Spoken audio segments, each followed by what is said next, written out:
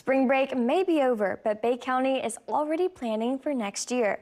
County commissioners are approving changes to an ordinance targeting what officials call high-impact periods, like spring break.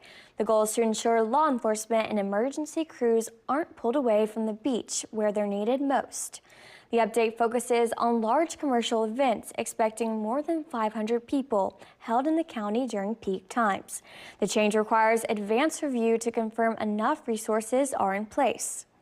The county realized that during spring break and during high impact period, law enforcement and other public resources are focused on dealing with spring break. And so other activities occurring in other parts of the county that can take away from those resources. We just need to make sure that we have the resources available to address them. The ordinance does not apply to free community events or religious gatherings like Easter egg hunts.